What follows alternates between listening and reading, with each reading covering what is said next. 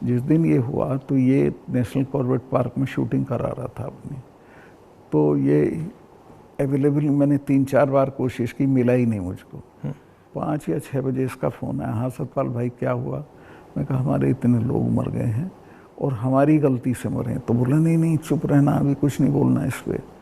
फिर 1 घंटे बाद ये डोभाल जो मेरा क्लास फेलो रहा लॉ में मेरठ में, तो इसका फ़ोन आया, सतपाल भाई आप बोल दी। मैं 2 चैनल को बोल चुका था ये बात, तो इन्होंने कहा नहीं नहीं कुछ नहीं बोलना इस पर।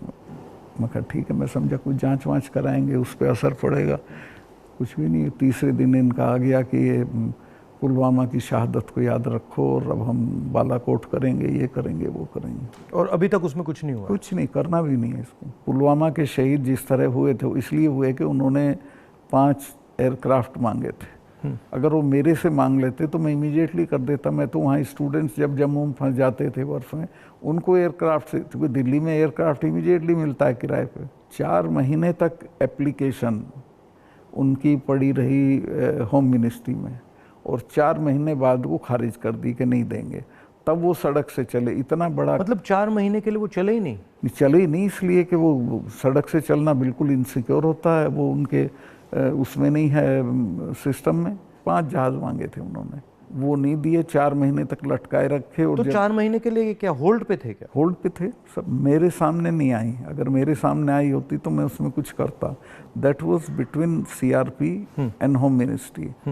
लेकिन ये थी कि अटैक हो सकता है। इसके अलावा वो जो गाड़ी टकराई थी वो 10 दिन से घूम रही थी वहाँ, पूरा आप समझिए कि भरी हुई विस्फोटक से। वो कैसे, मतलब इतना एक्सप्लोसिवली कैसे, मतलब ऐसे घूम रही थी? सिस्टम नहीं था ठीक से। और जब मैं गया हूँ फिर पुलवामा होने के बाद, तो जो 10 किलोमीटर का स्ट्रेच है उसमें लगभग 8-10 लिंक रोड मिलती हैं। एक भी सैनिटाइज नहीं थी उस दिन। बल्कि हम तो जब अपनी पुलिस को भेजते थे कश्मीर की, तो पूरी रोड पे सिविल ट्रैफिक बिल्कुल रोक देते थे, सैनिटाइज कर देते थे, तब भेजते थे। ना हाईवे सैनिटाइज था, ना वो लिंक रोड।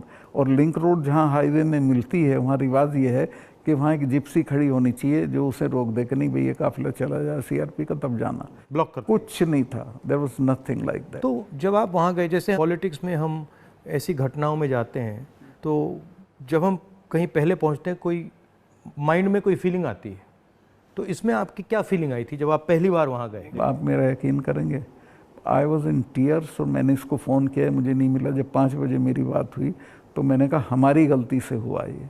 तो बोला नहीं नहीं इस पर आपको चुप रहना है। मैं चाहता था कि कुछ सर इसमें कटने चाहिए जिनकी जिम्मेवारी थी। कुछ भी नहीं, किसी का नहीं, कुछ नहीं हुआ। उसको इलेक्शन के लिए यूज़ करना चाहते थे कि ये पाकिस्तान ने किया, हमारे जवान मारे और अब हम हराएंगे। भारत जोड़ो यात्रा में हम वहीं से निकले, एक्चुअली साइट से निकले, पुलवामा से।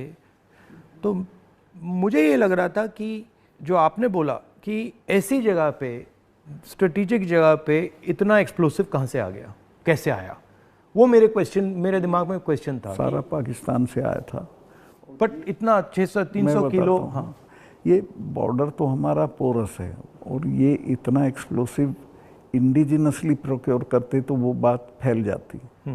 ये 10-12 क्विंटल तो आया हुआ था, उसमें से ये गाड़ी पूरी भरी थी एक्सप्लोसिव से। और बताया मुझे जब मैं गया कि साहब ये तो 10-12 दिन से घूम रही थी गाड़ी। जो गाड़ी चला रहा था उसका भी, मालिक का, दोनों का टेररिस्ट रिकॉर्ड था। दोनों कई बार गिरफ्तार हो लिए थे, फिर छूट गए थे, फिर गिरफ्तार हुए थे, फिर छूट गए थे। अच्छा। तो उन पर कोई निगाह नहीं थी इंटेलिजेंस एजेंसीज की।